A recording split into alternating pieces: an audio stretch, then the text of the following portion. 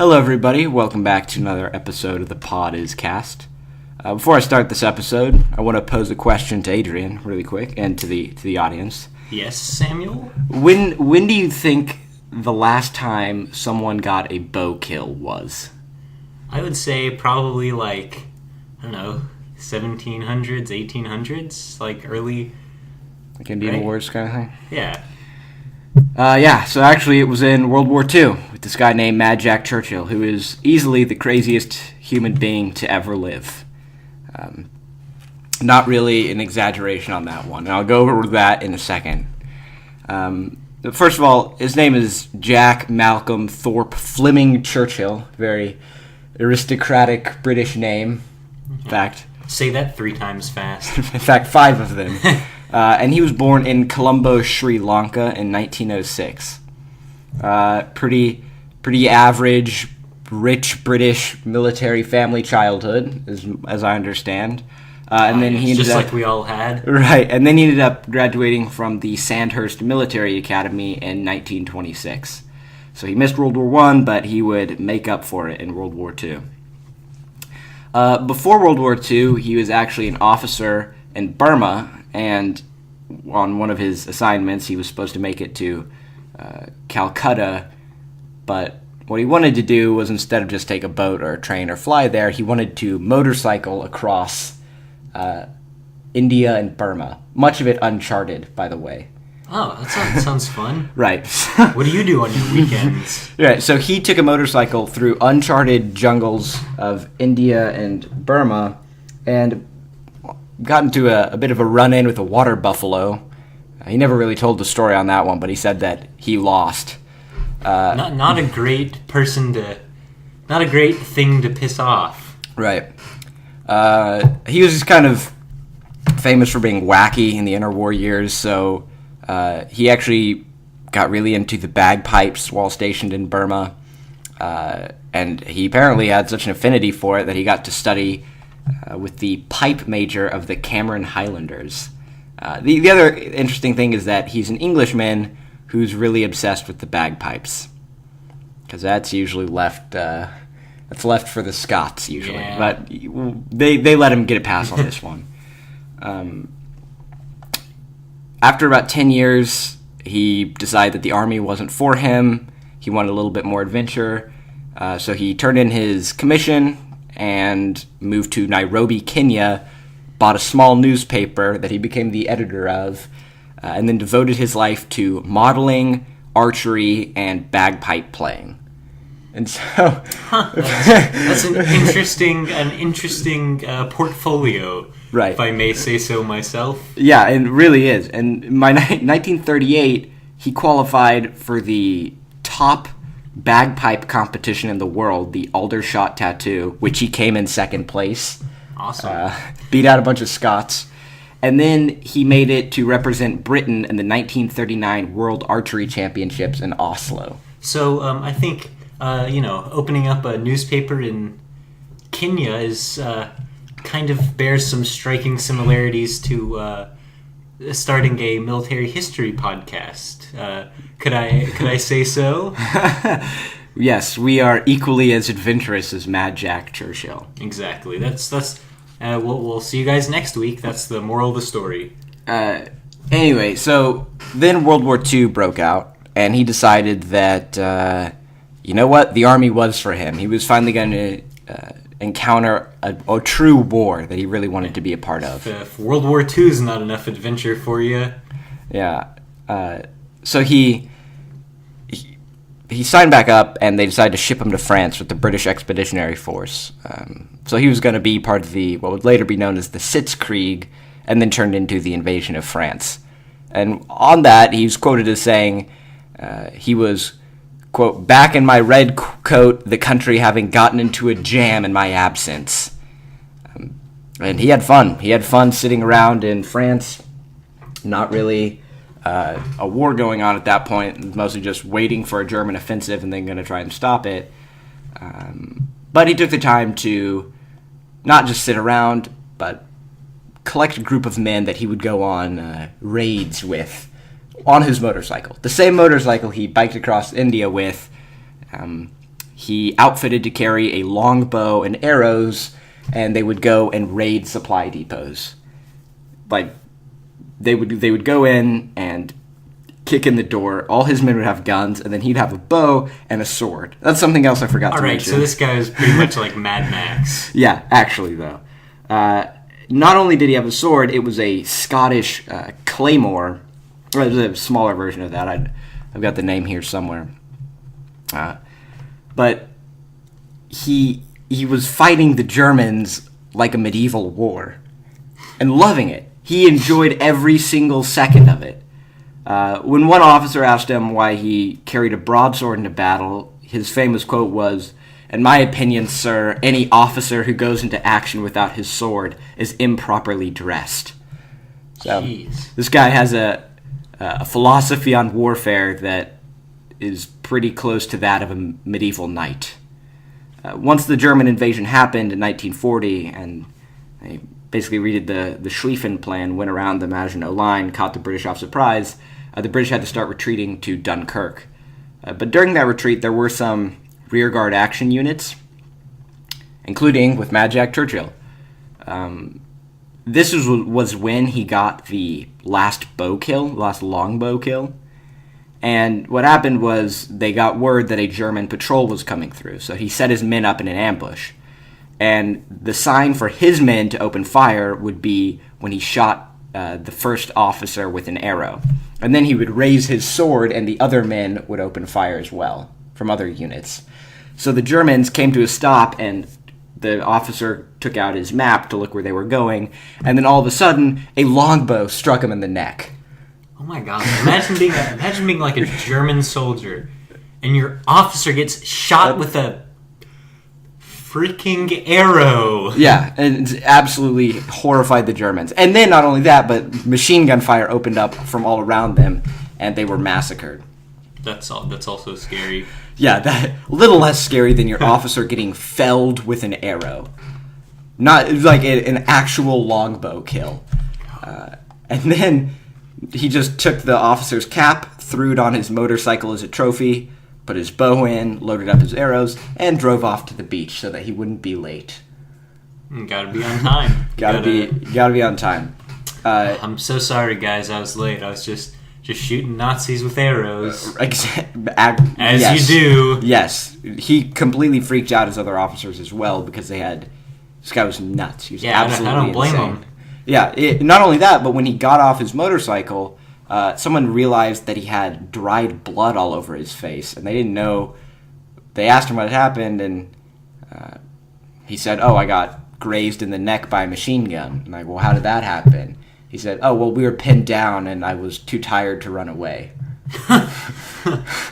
This guy was going mentally insane. This guy's he's just in a war zone with like bullets flying all over the place. He's just chilling in a chaise lounge with a lemonade. Yeah, he had no fear of death.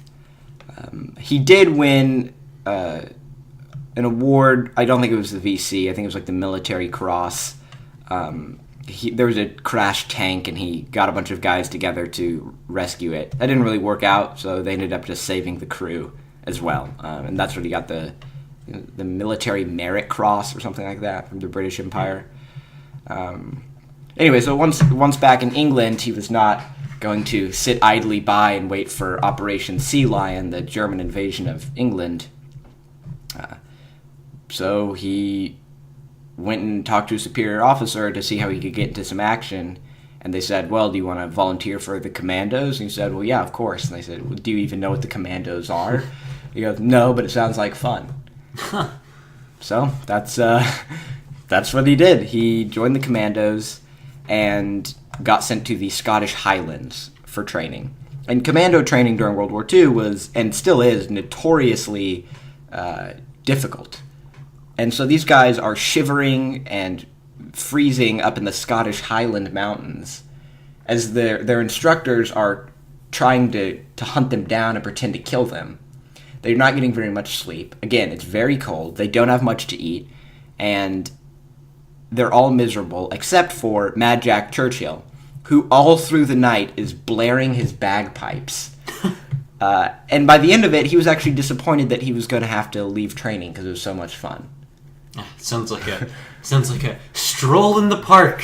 For him, it was, yeah. I think. And by that time, the British High Command wanted to take the fight to the Germans, and so with a small French force, they landed in Norway at Vågsø. And that's when he really got notoriety, at least in the British public, because when he came off the landing craft, he started playing March of the Cameron Men on his bagpipes and yelling at his men to get off the beach. And they did. They captured all the objectives that they had. He radioed back and was like, we captured all the guns, mission accomplished. And then he started playing the bagpipes again, and he got blown up. Someone had detonated too early, and a wall crashed around him. But don't worry, he lived. No injury, and he had a good laugh about it. He thought it was fun. He just blew the bagpipes, and the rocks flew out from around him. He seriously had no hatred or bitterness to the guy that accidentally blew him up, and he was still fit for service. He couldn't hear very well for a couple days, but other than that, he was completely fine. This time, in 1943, they decided to land in Salerno, Italy. And he was assigned to Commando Number 2, and there's a famous photo of him storming the beach of Salerno. And at first glance, it just looks like commandos jumping off their boat. But when you look closer, it looks like there's a little white dash across this guy's body. And when you really look at it, he's holding his broadsword. Oh my god. He stormed Salerno Beach with a broadsword. Of course he did. Because any officer without a sword is improperly dressed. And so he had to fight with the Rangers.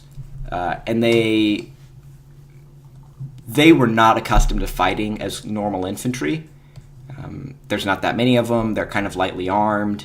But they had to anyway to keep the Germans from breaking through and collapsing the beachhead. And so they held it off overnight. And one of the high points of it was the Germans had a machine gun position that had a bunch of commandos pinned down. And so when night fell, he organized his men into a bunch of columns and had them crawl through the brush up to the German lines.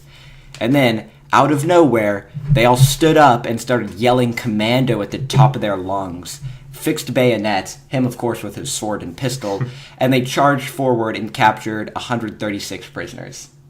Oh. Yeah. He accomplished everything they needed to and more. Captured the prisoners like, all right, when's the fight start? When Salerno had been secured, they started to raid into Italian villages just to take some German prisoners and kill as many Germans as possible because he was here for a good time, not a long time. So he took a guy with him, I think he was a corporal, and they would walk up to the German sentries and yell Heindehock to get their attention. And then they would put the sword in their face to kind of shock them, and then they'd either kill him or take him prisoner. And one night, I believe he collected 42 prisoners like this. Huh. Nothing but a sword with him. Corporal Ruffle. And they rounded up all these 42 prisoners and then just walked them back to British lines. No issue. When they asked him about it, he had another great quote, which was, "I maintain that as long as you tell a German loudly and clearly what to do, if you're a senior to him, he'll cry, 'Jawohl,' and get on with it enthusiastically and efficiently, whatever the situation." I mean, I would get on with it efficiently and enthusiastically. If I got a sword pointed in my face, I think I'd warm right up to him. Yeah, seriously. Now, he got sent to Yugoslavia after that to help aid with Joseph Tito and his partisans to fight the Germans. So they landed and made their way inland, and they had to take a hill, Hill 622. Unfortunately, it was extremely heavy casualties from the British, who had captured it by charging up, with Jack Churchill, of course, firing from the hip and yelling. And so they took the German positions, and then when they got there, they realized they were cut off. And so slowly, as mortar fire and machine gun fire and artillery poured in, It came down to about 3 guys left. Churchill, one of them. And he still had a carbine, and of course a broadsword, and his bagpipes. What else do you need? Right. And so there were 3 of them left, plus Churchill, and they were all sitting around when a mortar round came. He was playing, I believe it was March of the Cameron Men again. No, it was Will Ye No Come Back Again. And a mortar landed and killed everyone but him. Wow. Of course, everyone but him. It didn't faze him at all. He kept playing his bagpipes until he got knocked out by a grenade, and the Germans discovered that he was alive. They'd finally captured him. 1 grenade doesn't kill him. Why would 2? Right. And so they take him to Sachsenhausen concentration camp. But that wasn't going to hold him at all. And so he just left. He hid under the fence and just left. They unfortunately got captured, and then they got moved to Niederdorf, Austria. Now, I think he was also fluent in German, because in this case, how he escaped from Niederdorf was they just waited for the gates to open as a convoy came in, and they just walked out. And they just walked out into the surrounding countryside and pretended to be a peasant.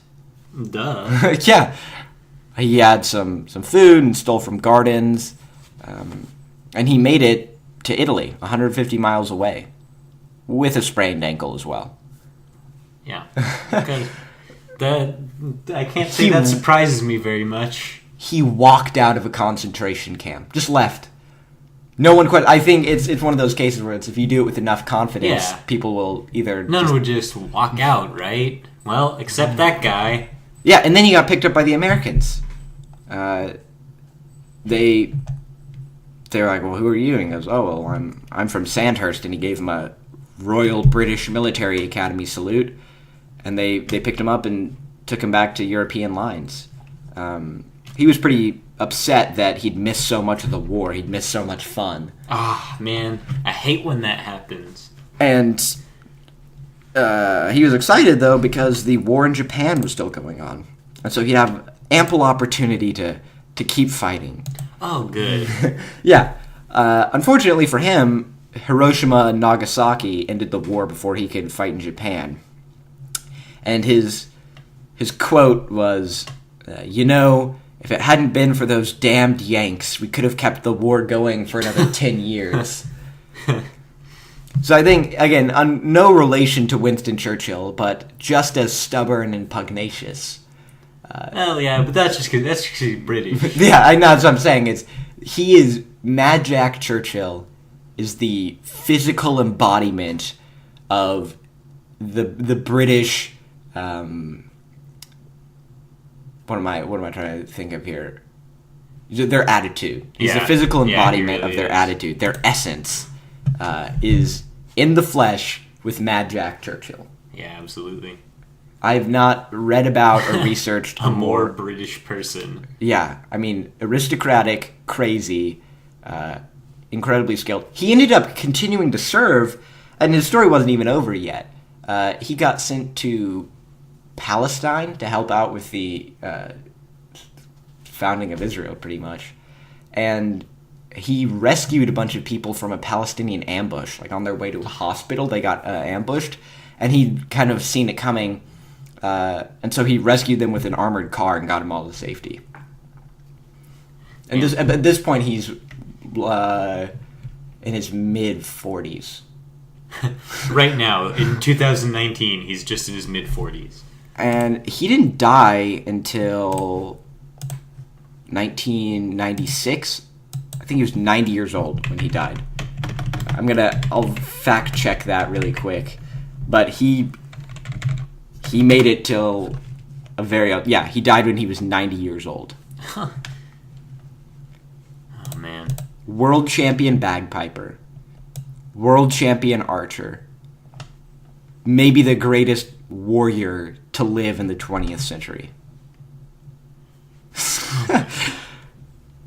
Insane. Absolutely insane. Have you heard of a more insane person? He brought a longbow. Surely have not. He brought a longbow with him to World War II. He stormed the beach of Salerno with a sword. A small Scottish broadsword. Oh my god. Absolutely nuts. I don't know. Crazy man. I'd heard about him a couple years ago, and I just now looked into him for the podcast. The nickname is well-deserved. Mad Jack Churchill. Absolutely perfect nickname. Anyway, thank you guys so much for listening. I think the podcasts are going to continue to be kind of these short, snackable, 20, 25-minute ones. It's just easier to make. A little easier to digest than the hour-long ones. Yeah, exactly. Next, we're probably going to continue the series. We'll definitely continue the series of Last Stands and Crazy One-Off Warriors. But anyway, so thank you guys so much for listening, and tune in next time.